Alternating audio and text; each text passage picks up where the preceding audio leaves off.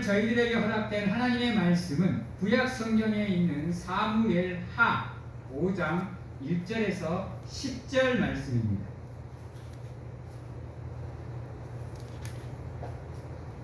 비 시원하게 잘 내리네요.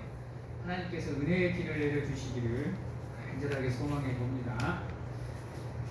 사무엘하 5장 1절에서 10절 말씀 제가 봉독해 드리도록 하겠습니다.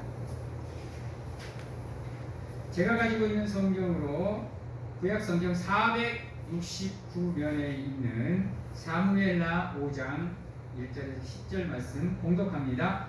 이스라엘 모든 지파가 헤브론에 이르러 다윗에게 나와 이르되 보소서 우리는 왕의 한 권류이니이다.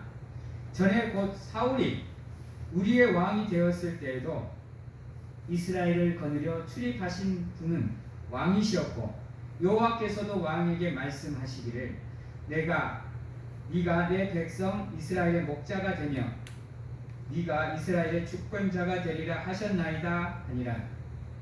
이에 이스라엘 모든 장로가 헤브론에 이르러 왕에게 나아오매 다윗 왕이 헤브론에서 여호와 앞에 그들과 언약을 맺으매 그들이 다윗에게 기름을 부어 이스라엘 왕으로 삼으니라.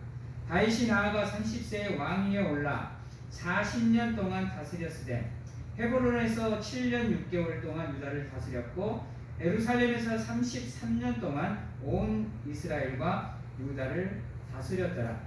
왕과 그의 부하들이 예루살렘으로 가서 그 땅 주민 여부수 사람을 치려하매 그 사람들이 다윗에게 이르되 내가 결코 이리로 들어오지 못하리라.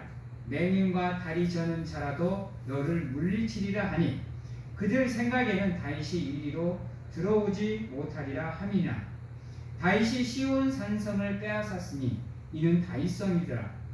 그날에 다윗이 이르기를 누구든지 여부수 사람을 치거든 물 깃는 대로 올라가서 다윗의 마음에 미워하는 다리 저는 사람과 맹인을 치라 하였으므로 속담이 되어 이르기를 맹인과 다리 저는 사람은 집에 돌아오지 못하리라 하더라.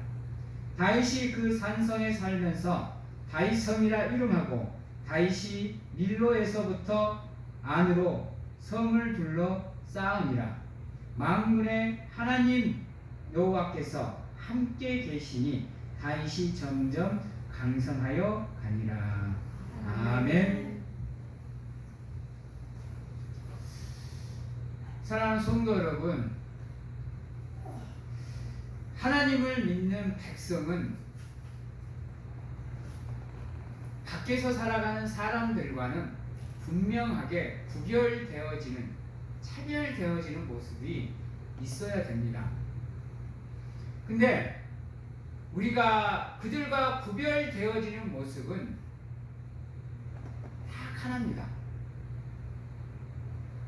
다른 것이 구별되어지는 것이 아니라 바로 믿음으로 사느냐 그렇지 않느냐가 성도냐 아니면 불신자냐를 구분하게 됩니다. 근데 믿음이라는 게 무엇입니까? 믿음은 다른 게 아닙니다. 하나님 안에 거하는 거고 하나님과 함께 하는 거고 그 하나님을 믿는 게 믿음이라는 겁니다. 근데 우리는 아이러니하게 잘못 배웠는지 아니면 잘못 알고 있는지는 모르겠지만 믿음 그러면 믿는 것으로 끝나버려요. 믿는 것으로. 그래서 예배 드리고 기도하고 찬양하는 게 전부인 줄 알아요. 근데 믿음 생활은 그렇지 않더라는 거예요. 믿음이라는 건 물론 믿는 것도 맞지만 우리가 하나님을 알고 그분과 함께 하는 것까지 포함합니다. 그것은 믿는 것을 초월하는 거예요. 믿는 것으로만 우리의 신앙이 전부가 된다. 그러면 일반 종교와 다를 게 없습니다. 불교도 그렇고요. 이슬람교도 그렇고요. 다 믿는 겁니다. 그것도. 그들에게도 신이 다 있어요. 그러나 그들은 믿는 것은 되되 참신을 알지 못하고 있는 것. 이게 잘못된 겁니다. 그들은 믿는 것은 참신이 아닌 우상입니다. 근데 우리가 믿는 것은 그렇지 않다라는 거예요. 우리가 믿는 분은 여러분 참된 신이시고 또 참된 인간이시고 창조주이시고 전지전능한 분이시고 언제 어디서나 우리와 함께 하시는 분입니다. 그러기에 믿는 사람과 믿지 않는 사람의 삶의 모습은 분명하게 말씀드리지만 달라야 됩니다. 그래서 여러분들의 삶의 기준이 믿음인데 그 믿음의 기준이 무엇이냐? 바로 하나님이라. 이 말은 무엇을 나타내느냐? 우리의 삶의 중심이 기준이 하나님이 되셔야 된다는 거예요. 우리의 삶의 잣대가 하나님이 되셔야 된다는 거예요. 그래서 우리가 무엇을 생각하든지 간에 하나님이 가장 먼저 우리의 삶의 주인이 되셔야 됨을 알아는 거예요. 그러므로 여러분들도 한 번쯤은 여러분들의 삶을 돌아보시는 가운데 나의 삶의 주인이 누구인지를 반드시 살펴보셔야 돼요. 우리가 생각하기로 그래 나의 삶은 하나님이야. 왜? 나는 하나님을 믿고 있으니까. 이렇게 생각하는데요. 다시 한번 말씀을 드리지만 믿음과 함께 가야 되는 게 하나님과 동행합니다. 말로만 믿는다라고 고백하는 거 이거 형식적인 믿음 고백입니다. 여러분들의 삶도 그 믿음과 함께 보조를 주셔야 돼요. 나중에 제가 시간이 있으면 야고보서를 한번 강의할 생각을 하고 있는데요. 야고보서에서도 뭐라 그래요? 행함이 없는 믿음은 죽은 믿음이라 그래요. 여러분들의 삶은 지금 살아있는 믿음을 갖고 계십니까? 죽어있는 믿음을 갖고 계십니까? 한번 돌이켜 보셔야 됩니다. 믿음은 반드시 하나님이 함께 하심을 전제합니다. 근데 하나님의 함께 하심은요, 여러분, 하나님이 우리와 함께 하듯이 우리도 하나님과 함께 해야 된다는 거예요. 하나님이 함께함이 복입니다 라고 얘기할 때는 당연히 하나님이 우리와 함께 해줘야지 라고 생각하면서 우리는 하나님과 함께 하지 않아요. 이것은 잘못된 거예요, 여러분. 하나님이 우리와 함께 해주는 은혜가 있으면 따라해보면 우리도 하나님과 함께하는 하나님 사랑이 있어야 됩니다. 있어야 합니다. 주고 받아야죠. 하나님만 일방적으로 우리에게 주면 여러분 짝사랑이 얼마나 힘든지 아세요? 그거 사람 미쳐요. 여러분 나는 모든 것을 다 바치는데 상대방에게 나는 투명인간이에요. 내가 있는지조차도 몰라요. 내가 그 사람을 사랑하는지조차 몰라. 내 마음을 몰라주는 이 상황이 얼마나 힘든지 아세요? 하나님은 주구장창 우리에게 주십니다. 근데 우리는 그걸 몰라. 여러분, 하나님의 실망은 거기서부터 출발합니다. 하나님의 실망은 우리의 믿음이 미지뜨뜨근한 신앙이냐 확고한 신앙이냐 거기서부터 하나님의 실망은 시작이 되는 거예요. 하나님의 기쁨 또한 거기서부터 시작이 됩니다. 여러분들의 하나님을 믿는 온전한 믿음으로 믿고 여러분들의 삶이 하나님이 원하시는 삶의 자리, 하나님의 기쁨이 되는 삶의 자리로 나가시면 하나님의 기쁨이 되시는 거고요. 그렇지 못하고 제자리 걸음하고 멈추어서 하나님은 뒷전이고 내 삶이 우선순위면 하나님의 실망이 되는 겁니다. 여러분, 이 하나님의 실망이라는 게요, 얼마나 무서운 건지 아세요? 피부로 안 느껴지니까 이게 참 우습게 느껴질 수도 있고 쉽게 느껴질 수도 있는데요, 하나님의 말씀 속에서는 하나님의 실망이 얼마나 무서운지를 요소에서 다 보여주고 있습니다. 여러분, 인간의 저주도 하나님의 실망으로부터 출발을 해요. 여러분, 세상의 멸망의 홍수의 사건도 인간에 대한 실망으로 시작이 됩니다. 소돔과 고모라의 멸망도 인간의 실망으로부터 시작이 돼요. 여러분, 성경 요소에서 하나님의 실망의 모습들이 나와요. 그런데도 불구하고요, 우리 하나님은요, 결단코 우리를 포기하지 않아요. 그 실망 가운데에서도 우리가 하나님을 기쁘게 하고, 우리가 하나님을 찾고, 우리가 하나님을 함께하면 바보같이 그 마음을 또 돌이키셔요. 그래서 또다시 우리를 안아주시고 품어주시고 다독여주십니다. 여러분들의 삶의 기로는 거기에 서 있는 거예요. 거기에서 여러분들이 어떠한 것을 선택하느냐에 따라서 하나님의 기쁨이 되는 삶을 사느냐, 그렇지 않느냐가 결정이 되는 겁니다. 하나님이 결정해 주는 게 아니에요. 하나님은 그저 우리에게 길을 열어줄 뿐입니다. 그리고 우리가 하나님의 기쁨이 되느냐 실망이 되느냐는 우리가 선택하는 거예요. 왜? 우리에게는 자유의지가 있기 때문입니다. 저는 하나님께서 인간에게 자유의지 주는 게 참 큰 실수라고 생각을 해요. 천사처럼 절대 걱정할 수 있는 존재로만 만들어놨으면 과연 하나님의 창조 섭리가 깨졌을까요? 근데 안타깝게도 아이러니하게도 하나님께서 인간에게 자유의지를 허락하시는 바람에 인간의 시작은 하나님의 실망입니다. 그러나 하나님께서는 지금도 우리와 함께 하시는 가운데 끝까지 우리를 책임져 주시는 가운데 비록 하나님의 실망으로 출발을 했지만 끝은 하나님의 기쁨이 될 수 있도록 도와주시고 함께하고 계시는 거예요. 그 은혜의 길에 지금 여러분들이 서 있는 겁니다. 그 복된 길에 지금 여러분들이 서 있어요.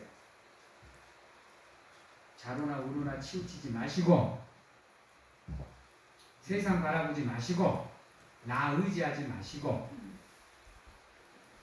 처음부터 끝까지 하나님만 바라보고 의지할 수 있는 우리 사랑하는 성도님들이 되시기를 바랍니다.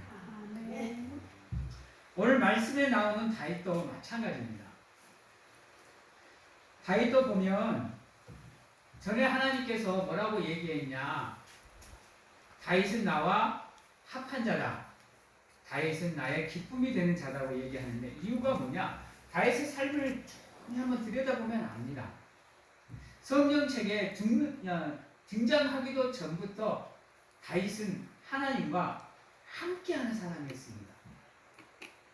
하나님께 기도하는 사람이었고요, 하나님께 도움을 청하는 사람이었고요, 늘 하나님과 동행하는 사람이었어요. 그냥 요소에서 다윗의 삶을 보면 비록 한 번씩 사고는 치기는 하지만 하나님께 기도하고 물어보고 하나님의 응답대로 순종하는 사람들이 나와요, 여러분. 그래서 오늘 말씀 2절에 보면 이스라엘 모든 지파들이 다윗에게 나와서 뭐라 그러냐, 중간쯤에 보면 여호와께서도 이렇게 말씀하시기를 네가 내 백성 이스라엘의 목자가 되며 네가 이스라엘의 주권자가 되리라 하셨나이다 라고 말했다고 얘기를 해요. 그만큼 하나님의 마음에 합한 자였어요. 하나님이 인정하는 자였습니다. 우리도 마찬가지입니다. 우리도 태어날 때는 아세요? 하나님의 점지에 태어났다라는 거? 삼신할매가 우리를 점지해 준 게 아니고, 여러분, 우리나라 사람들은 점지했다 그러면 삼신할매를 생각하는데 그게 아니고 이 땅에 태어날지 말지를 결정한 사람이 하나님이세요. 그래서 여러분들은 이 세상 모든 사람들은 다 하나님으로부터 와요. 단 그들의 삶의 결정은 그들이 하는 겁니다. 믿음의 사람이 되느냐? 그렇지 않느냐. 하나님이 예정에서 구원할 사람으로 삼으시냐 안 삼으시냐는 여러분들이 선택하십니다. 그 구원의 완성입니다. 하나님 원망하지 마세요. 주변 사람 원망하지 마세요. 내 스스로가 선택하는 거예요. 자기도 마찬가지예요. 이미 하나님께서 이스라엘 백성으로 이스라엘 왕으로 삼아 놓으셨어요. 그 여정을 다윗은 그대로 걸어온 거고요. 근데 우리는 그런 여정을 걷지 않지 않습니까? 내 뜻대로, 내 생각대로, 내 마음대로, 내 감정대로 살아가지 않습니까? 내 감정이 폭발해보면 하나님의 말씀이 어디 있어요? 하나님이 어디 있고? 내 하고 싶은 대로 다 해버리는데. 그래놓고 기도하면 하나님이 안 도와준다. 기도하면 하나님이 들으시지 않는 것 같다. 하나님은 나를 사랑하지 않는 것 같다. 이리 생각하면 안 된다는 거예요. 잘못은 하나님께 있는 게 아니고 나에게 있는 거예요. 왜? 모든 선택은 내가 하기 때문이에요. 내가. 그 선택은 내가 하기 때문이에요. 나에게 죄가 있는 것이고 나에게 잘못이 있는 거예요. 그러나 아셔야 되는 건 지금도 하나님은 여러분들을 위해서 구원의 길을 열어놓으셨다는 거예요. 왕같은 제사장의 삶을 살아갈 수 있도록, 거룩한 백성으로 살아갈 수 있도록, 하나님의 자녀로서 살아갈 수 있도록 이미 여러분들 앞에 길을 열어놓으셨다는 거예요. 그 길을 좌로나 우로나 치우치지 않고 곧은 길을 가느냐, 곧은 길을 가지 않고 좌로나 우로나 치우치느냐, 이것은 여러분들의 선택이라는 겁니다. 지금 이 시간 제가 여러분들에게 간절하게 원하옵기는 하나님의 자녀로서 부끄럽지 않는 삶을, 그러한 선택을 하실 수 있는 우리 사랑하는 성도님들이 되시기를 바랍니다. 그래서 3절에 보면 다윗이 헤브론에서 여호와 앞에서 그들과 언약을 맺음으로 이스라엘의 왕이 됩니다. 여기서도 가장 먼저가 여호와 앞입니다. 내가 왕이 되네 기분 좋아서 하나님은 뒷전이 아니라 내가 우선이 되는 게 아니라 다윗은 내가 교만해질 수 있는 상황, 내가 자만해질 수 있는 상황 속에서도 하나님을 먼저 생각을 했다라는 거예요. 그리고 난 다음 그 백성들과 왕이 되기로 언약을 맺었다라는 거예요. 여기서 여호와 앞이란 다른 것을 뜻하는 게 아니라 하나님께 기도하고 물어보았다라는 것을 나타내는 거예요. 하나님께 기도하면서 하나님 내가 왕이 될 상입니까? 반상에서 이정재가 했던 말 대사처럼 내가 왕이 될 상이냐라고 하나님께 물어본 겁니다. 하나님이 허락하니까 왕으로서 언약을 맺은 거예요. 그렇지 않았으면 여호와 앞이라는 말이 빠져야 돼요. 그냥 다윗이 헤브론에서 그들과 언약을 맺음에 그들이 다윗에게 기름을 부어 이스라엘 왕으로 삼았다 이러면 되는 거예요. 근데 그 안에 굳이 여호와 앞이라고 넣었던 이유는 다윗의 삶의 모습을, 전반적인 모습을 보여주는 겁니다. 그가 어떻게 살아왔는지를 보여주는 거예요. 모든 상황 속에서 다윗은 늘 하나님께 기도했습니다. 죄를 짓고 회개하는 가운데에서도 하나님 앞에 늘 기도했고요. 한 번씩 불순종하는 모습은 나오긴 했지만요. 그러기에 하나님이 다윗의 삶을 합당하게 여기는 겁니다. 기쁨으로 여기고요. 여러분들도 마찬가지입니다. 여러분들의 삶의 우선순위가 반드시 하나님이 되시는 가운데 그분께 기도함으로 여러분들의 삶이 무장되어지는 놀라운 은혜가 함께하기를 간절하게 소망합니다.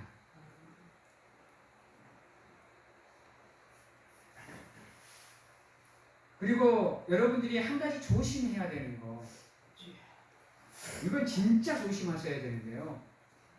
하나님이 기름 부어 세운 사람은 절대로 여러분 그 사람을 반역하시면 안 됩니다.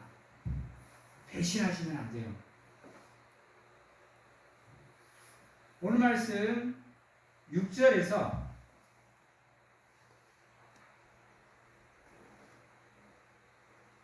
8절 말씀까지가 그 말씀입니다. 이 여부수 사람들이 하나님이 기름 부어 세운 다윗을 거부했어요. 반대했습니다. 인정하지 않았어요. 여러분. 그러니까 하나님께서 이 여부수 민족을 다윗에게 붙여 쳐서 그들의 땅을 빼앗아 버립니다.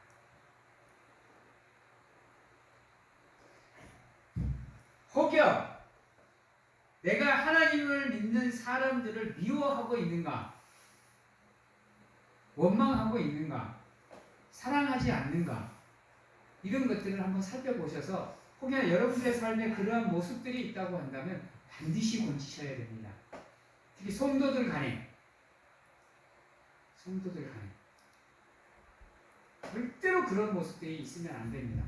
왜냐하면 교회 안에서 모든 성도들은 다 하나님의 형상이고 하나님의 자녀들입니다. 그러기에 성도들은 서로가 서로를 사랑하시고 인정하시고 도와주셔야 되지 서로가 서로를 미워하고 싫어하면 안 되는 거예요.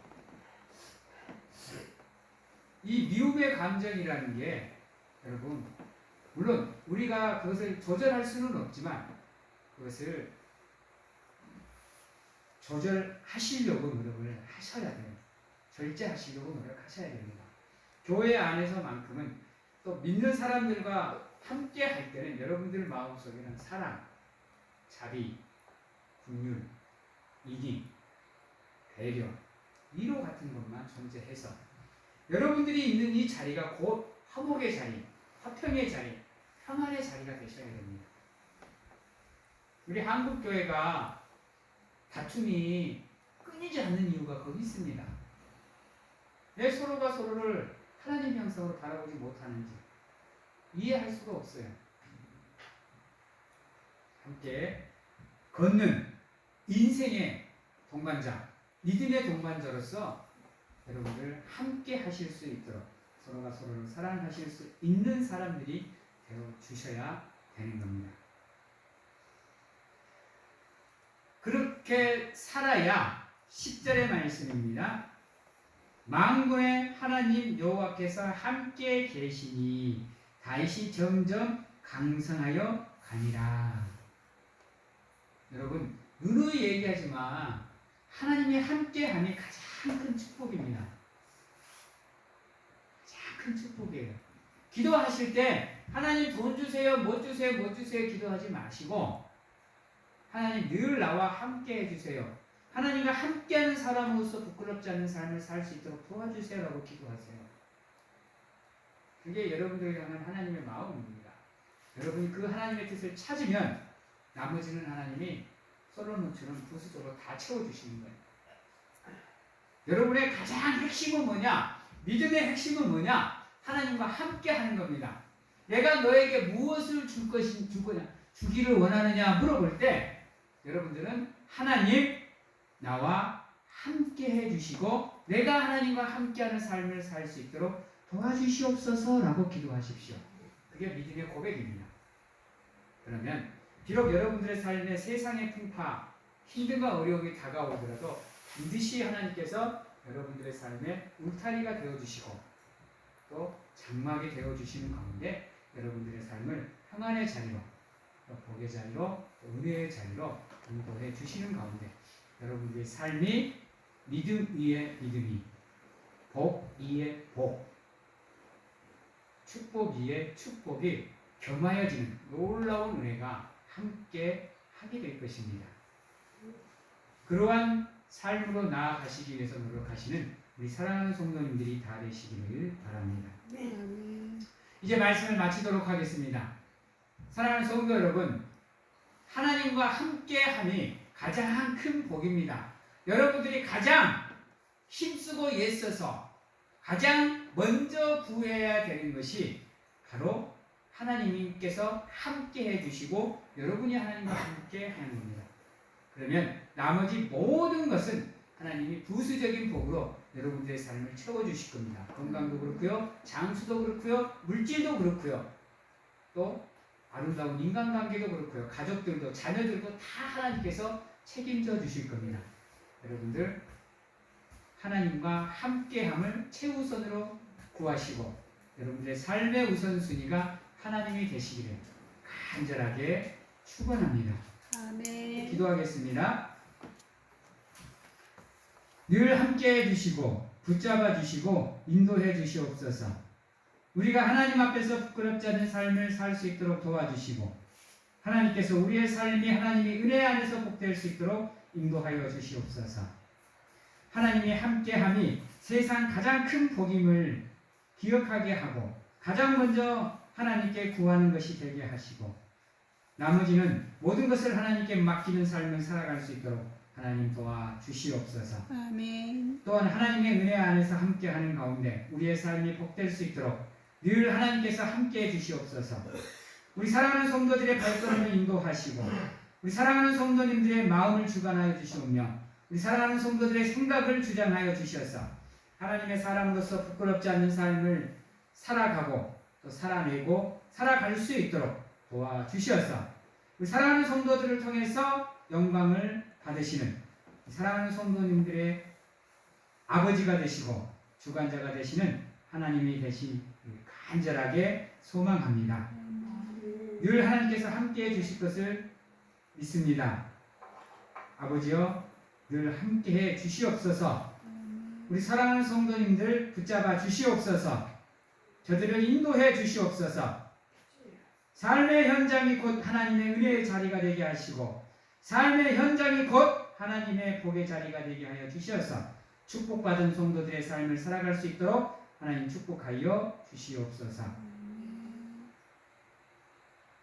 지금은 우리를 죄에서 구원하시기 위해 이 땅에 오신 예수 그리스도의 은혜와 세상 끝날까지 항상 우리와 함께 하시는 가운데 안아주시고 품어주시는 하나님 아버지의 사랑하심과 세상 어느 곳에 가서 무엇을 하든지 간에 우리를 지키시고 보호하시는 성령님의 교통하시니 오늘 이 자리에서 하나님이 우리와 함께 하시니 가장 큰 복임을 믿고 온전히 하나님만 의지하는 삶을 살아가고 동행하는 삶을 살겠노라고 확신하고 결단하는 귀한 하나님의 성도님들 머리 위에와 가정과 직장, 자녀와 건강 위에 지금부터 영원토록 함께 하시기를 축원하옵나이다. 아멘.